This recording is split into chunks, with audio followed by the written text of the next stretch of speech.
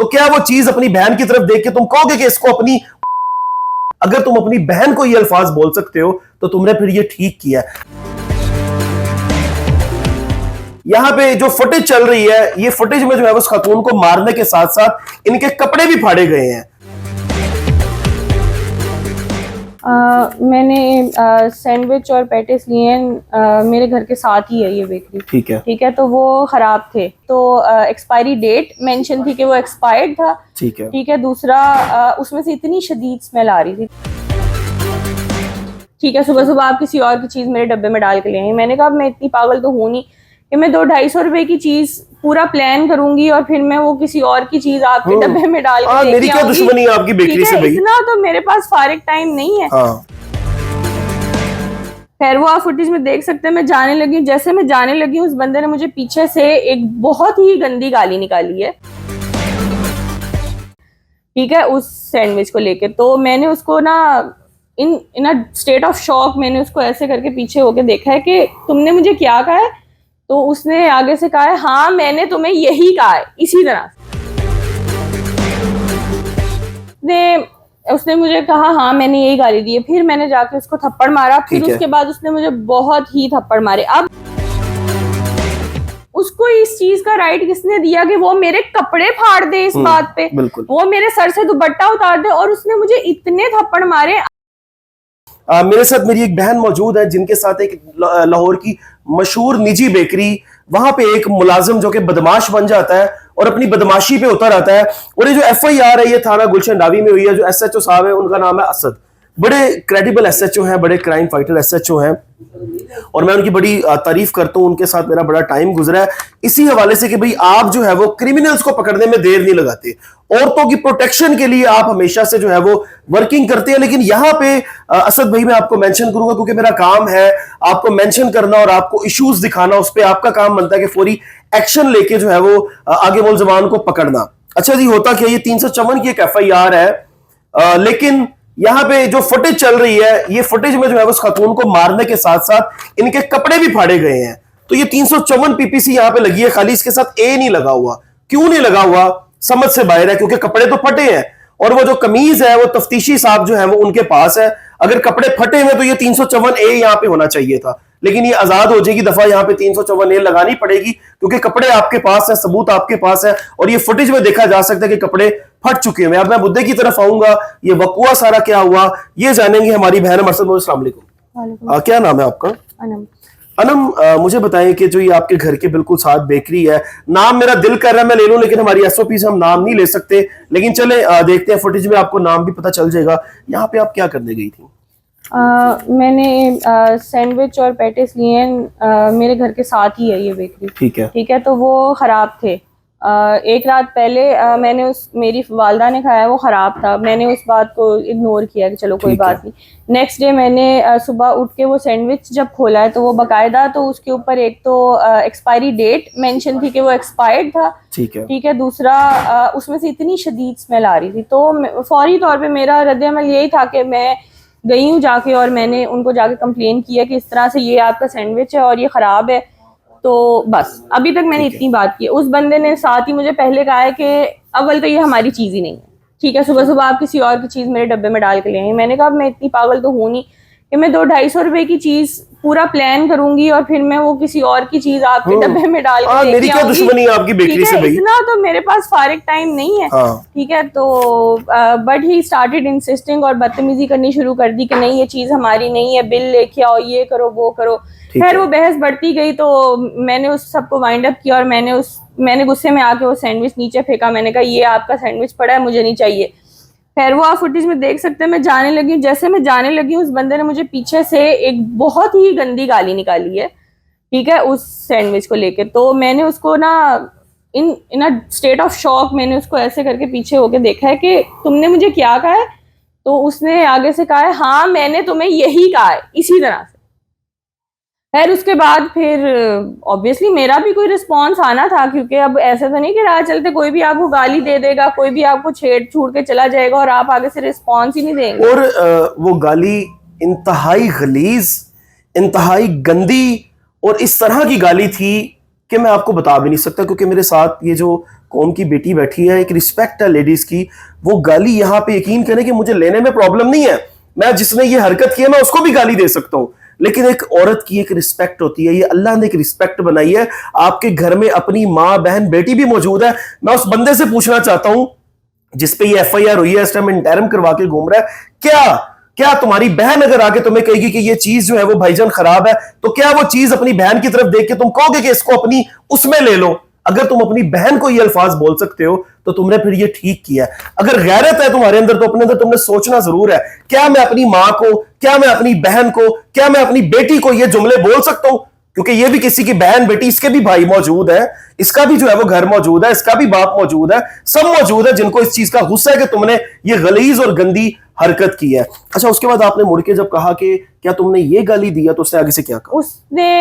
उसने मुझे कहा हाँ मैंने यही गाली दी है, फिर मैंने जाके उसको थप्पड़ मारा, फिर उसके बाद उसने मुझे बहुत ही थप्पड़ मारे। अब चलें आप लोग यहाँ पे ये कह सकते हैं कि मैंने स्टार्ट लिया, ठीक है, लेकिन आप देखें कि गाली उसने दी, ठीक है, फिर मैंने उसको एक थप्पड़ मारा, फिर उसको इस चीज का राइट किसने दिया कि वो मेरे कपड़े फाड़ दे इस बात पे, वो मेरे सर से दुपट्टा उतार दे, और उसने मुझे इतने थप्पड़ मारे। अब मुझे बताएं वो इस बात पे अपने आप को कैसे जस्टिफाई करेगा? नहीं है ही नहीं जस्टिफाई, ठीक है, वो एंड में कह देते हैं ना आप लोग, ये लोग के नहीं जी औरत है मजलूम बन रही है, बन रही है। उस ये फुटेज में साफ नजर आ रहा है कि उस बंदे ने मुझे बेतहाशा मारा है, ठीक है, मेरे नाक से करने लग गया, मेरे जिस्म पे नीलों के निशान है, ठीक है, तो उसको ये हक किसने दिया कि वो मुझे इतना मारे?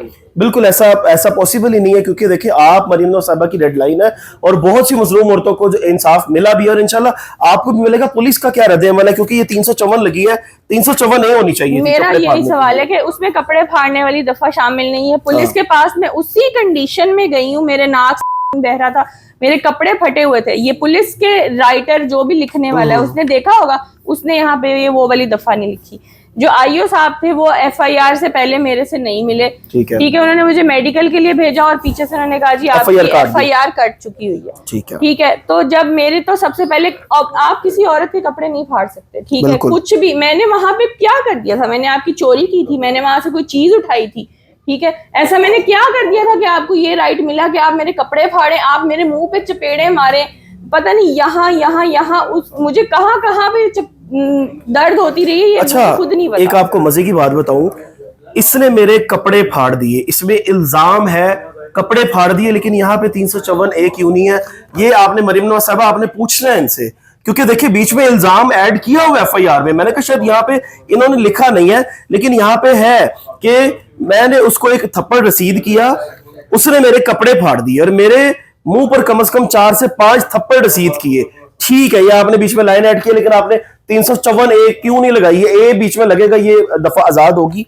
मुझे ये बताएं कि जो भी आपके साथ जुल्म हुआ, जाहिर है ये गलत है, नहीं होना चाहिए, औरतों पे हाथ उठाना ही नहीं चाहिए, कपड़े फाड़नी तो बड़ी दूर की बात है। मैं नाज़रीन आपको ये दफा समझा दूं, 354 जो है वो दफा है कि औरत पे उसकी बेहुरमती के नियत से हमला करना, थप्पड़ मारना, ये ठीक है। 354 जो होती है ना, वही होता है कि आप किसी औरत पे इस नियत से हमला करो कि आप उसके कपड़े फाड़ दो इन पब्लिक, ठीक है। ये बीच में नहीं लगी, ये एफआईआर आधी अभी ये आजाद होगी इंशाल्लाह ताला।